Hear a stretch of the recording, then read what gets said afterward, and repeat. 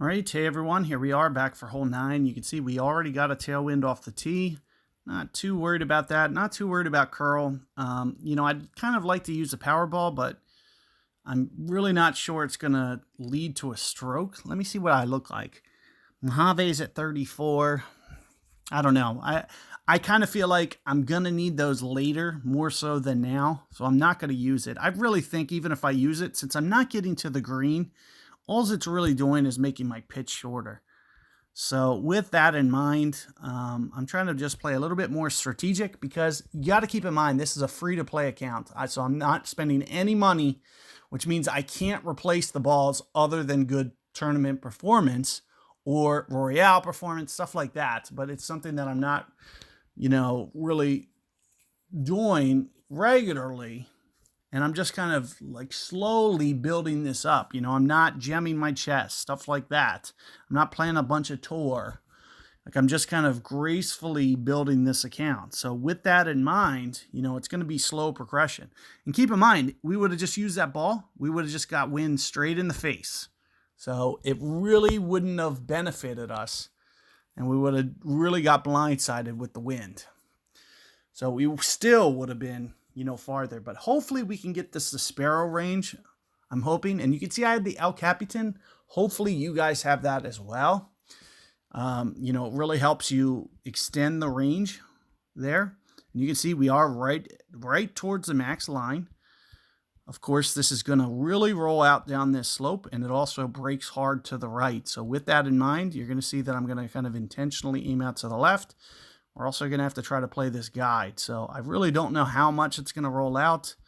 Let's just try 2 on the backspin. Since it's a tailwind and it's maxed, which means the wind effect is going to be great on this. So after I play the rings, the tailwind, it's going to stretch that ball guide out even more. So, and 2 rings isn't enough. So we're going to go at least probably about 2.5 here, just to be on the safe side. At least 2.5, maybe even 2.75. Because as I mentioned, this ball guide is going to be stretching out significant.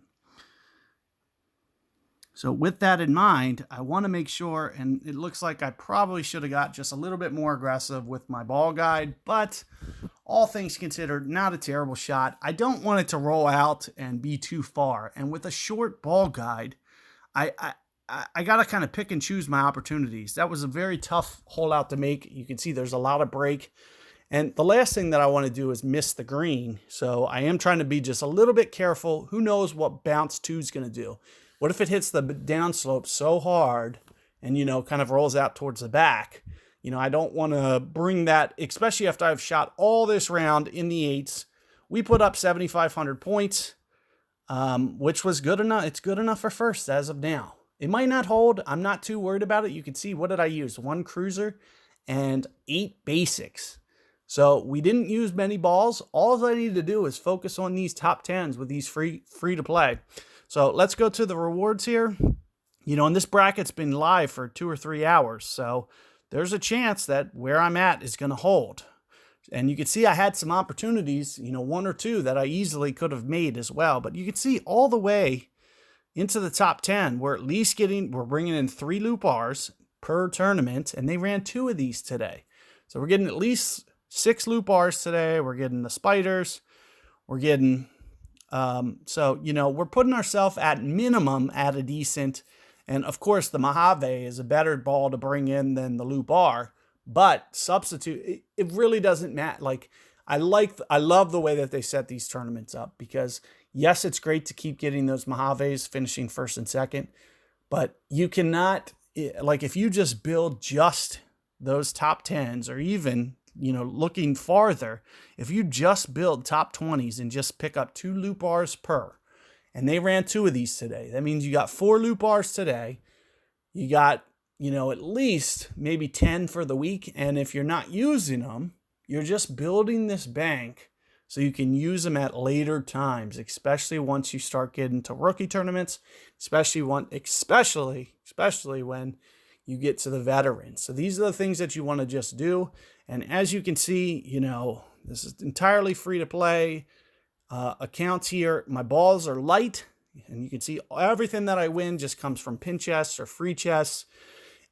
or tournaments. And you can see that I'm just kind of building a library of balls. I don't need to always place good.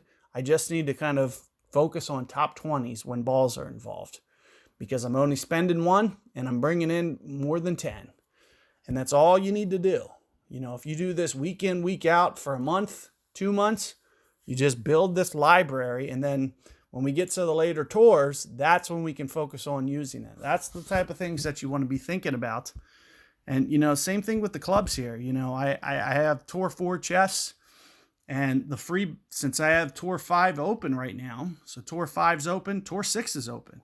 So in theory, if Tour 6 is open, I can get Fusion at any time on this account, just from a free chest. It's the only way it's going to come right now is a free chest. But they're very good with these free chests, so there's a chance, there's always a chance that I'm going to get it, even without spending a dime. Always a chance. So, do keep that in mind. Good luck with your tournaments. Let me know how it goes, and take care. See you guys next time.